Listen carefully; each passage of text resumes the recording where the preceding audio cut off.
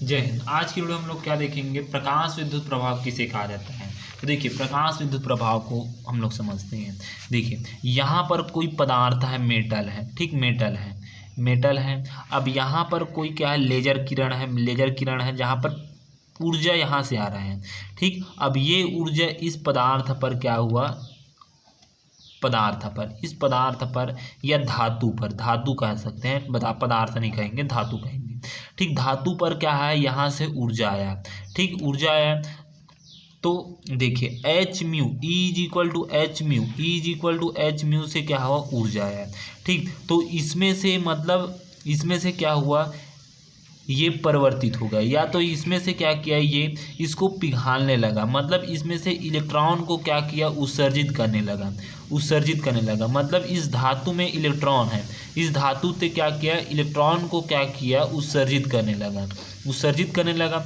तो इस प्रक्रिया को क्या बोला जाता है, प्रकाश विद्युत प्रभाव। तो ऐसी प्रक्रिया जिसमें से उच्च आवृत्ति या निम्न आवृत्ति की, उच्च आवृत्ति या निम्न आवृत्ति के तरंग दैर्घ्य धातु पर पड़ने पर, आपतित होने पर उसमें से इलेक्ट्रॉनों का उत्सर्जन होने लगता है, मतलब ये गति करने लगते हैं। तो इस प्रकार की घटना को क्या बोला जाता है, प्रकाश विद्युत प्रभाव बोला जाता है, ठीक। जैसे कि आप देखना, जैसे आप लेजर किरण को आप देखना, किसी पर लेजर किरण को आप चलाओगे तो जैसे कि आप देखना, एक इसमें से सिंपल भाषा में देखना, एक लेंस रहता है, ऐसे कुछ प्रकार से ये लेंस रहता है।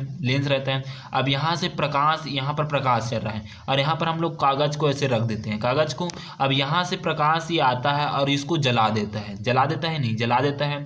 तो इसमें से क्या होता है, इलेक्ट्रॉन का उत्सर्जन होने लगता है, जल रहा है मतलब इलेक्ट्रॉन का उत्सर्जन हो रहा है, ठीक। तो इसी प्रक्रिया को प्रकाश विद्युत प्रभाव बोला जाता है, जिससे प्रकाश को एक जगह सकेलेगा ये लेंस। अब लेंस सकेल कर यहाँ से इसको एक ही बिंदु पर देगा, जिससे कागज जलने लगता है। और हमें इस छोटे छोटे में बहुत अत्यधिक उपयोग किए कि कैसे जल रहा है, लेंस धरते थे और लेंस को हम लोग आसमान की तरफ रखते थे और उसको नीचे में कागज रख देते थे, ऐसे फिर कागज रखकर उसमें से हम लोग जला देते थे, तो वो जल जाता था। उसी प्रभाव को क्या बोला जाता है, प्रकाश विद्युत प्रभाव बोला जाता है, ठीक। तभी देखिए इसको फिजिक्स की भाषा में कैसे लिखते हैं, जब किसी धातु तल पर उच्च आवृत्ति तथा लघु तरंग दैर्घ्य का प्रकाश डाला जाता है तो धातु तल से इलेक्ट्रॉन क्या हो जाते हैं, उत्सर्जित होने लगते हैं, ठीक। इस प्रभाव को प्रकाश विद्युत प्रभाव कहते हैं, तथा उत्सर्जित इलेक्ट्रॉन को प्रकाश इलेक्ट्रॉन या फोटो इलेक्ट्रॉन कहा जाता है। उत्सर्जित इलेक्ट्रॉन को प्रकाश इलेक्ट्रॉन या फोटो इलेक्ट्रॉन कहते हैं,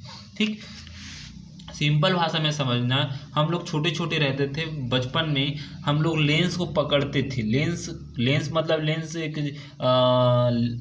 क्या बोलते हैं उसको, सिंपल बात, दर्पण को आप देखना, या तो दर्पण जैसा रहता है, लेंस बोलते हैं उसको, लेंस ही आप समझ रहे हैं ना, ठीक। लेंस रहता है, उसको हम लोग नीचे में कागज रख देते थे और उसको आसमान की तरफ ऐसे सूर्य जहाँ पर प्रकाश पड़ रहा है वहाँ पर रखते थे, तो क्या करता था, कागज को जला देता था। तो उसी प्रभाव को क्या बोला जाता है, प्रकाश विद्युत प्रभाव, उसी प्रक्रिया को बोला जाता है, ठीक। जिसमें से इलेक्ट्रॉन निकलने, फिजिक्स की भाषा में इलेक्ट्रॉन निकलना बोल रहा है, ठीक। अब देखिए इसने कुछ निष्कर्ष बताया है, ठीक। प्रकाश विद्युत प्रभाव में निष्कर्ष निकला, प्रायोगिक निष्कर्ष। देखिए, प्रयोग द्वारा प्रकाश विद्युत प्रभाव संबंधित निम्न निष्कर्ष प्राप्त होते हैं।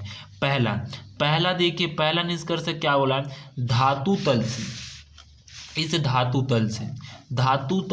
धातु तल से क्या होता है, इलेक्ट्रॉन निकल रहा है, इलेक्ट्रॉन क्या हो रहा है, इस तरफ से निकल रहा है।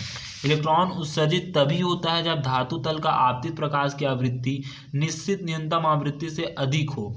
इस निश्चित न्यूनतम आवृत्ति को देहली आवृत्ति कहते हैं, इसे म्यू, ठीक। इसे क्या बोला जाता है, म्यू से प्रदर्शित किया जाता है। क्या म्यू से इसे प्रदर्शित किया जाता है, जैसे आप देखना, लेंस को आप सूर्य के सामने रखते थे और नीचे कागज रहता था, डायरेक्ट रखते थे तो वो उसी समय नहीं जलता था, थोड़ा देर के बाद जलता था, मतलब उसमें अत्यधिक क्या हो जाता, ऊर्जा आता था तभी जलता था, ठीक। तो सेम उसी प्रकार से इसमें भी वही होता है, ठीक। इसमें क्या होता है, जैसे इस पर पड़ रहा है तो इसकी ऊर्जा मतलब इसमें जो जितना क्षमता है उस इसकी ऊर्जा उतने अधिक हो, मतलब इसका तरंग दैर्घ्य इसके तरंग दैर्घ्य से क्या होना चाहिए, अधिक होना चाहिए। ये इसका अधिक होना चाहिए तरंग दैर्घ्य और इसका क्या होना चाहिए, थोड़ा से कम होना चाहिए।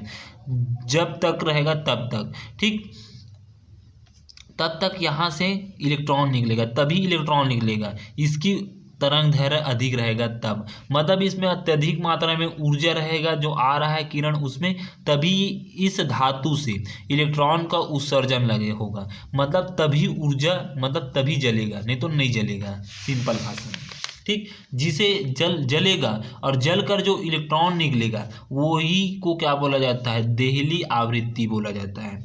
दूसरा निष्कर्ष देखिए, ऊर्जा उत्सर्जित इलेक्ट्रॉन की अधिकतम गतिज ऊर्जा आपतित प्रकाश की आवृत्ति पर निर्भर करती है, ना कि आपतित प्रकाश की तीव्रता पर। देखिए, आवृत्ति पर निर्भर करती है, प्रकाश की तीव्रता पर निर्भर नहीं करती है, ये याद रखना। जो प्रकाश किरण जो इस धातु पर जो प्रकाश आ रहा है, प्रकाश यहाँ से आ रहा है तो इसकी आवृत्ति पर निर्भर करेगा, आवृत्ति पर, ना कि इसकी तीव्रता पर निर्भर करेगी, तीव्रता पर, आवृत्ति पर निर्भर करेगी, तीव्रता पर निर्भर नहीं करेगी, ठीक।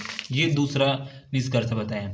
तीसरा निष्कर्ष देखिए, तीसरा निष्कर्ष है उत्सर्जित इलेक्ट्रॉन की संख्या आपतित प्रकाश की तीव्रता पर निर्भर करती है, ना कि आवृत्ति पर। अब दूसरा बोला, यहाँ पर उत्सर्जित इलेक्ट्रॉन की अधिकतम गतिज ऊर्जा को बोल रहा है, जो गति कर रहा है उसको।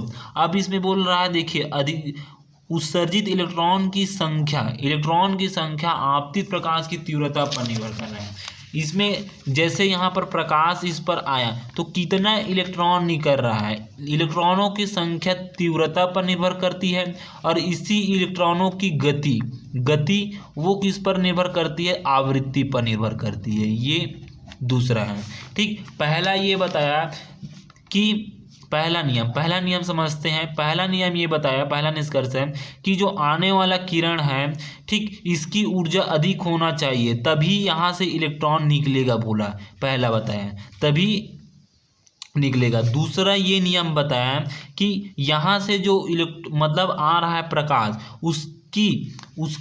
आ रहा है प्रकाश, वो आ रहा है तो इस धातु पर क्या हुआ, आपतित होगा, और यहाँ से इलेक्ट्रॉन निकलने लगेगा तो इलेक्ट्रॉन तभी गति करेगा, उसकी आवृत्ति पर निर्भर करेगा, गति उसकी आवृत्ति पर निर्भर करेगा, और इलेक्ट्रॉन की संख्या किस पर निर्भर करेगा, तीव्रता पर। किस पर, संख्या तीव्रता पर निर्भर करेगा, ठीक। तो इस प्रकार से यहाँ तक आपको समझ आ गया है, ठीक। अब उसके बाद देखते हैं इसके आगे।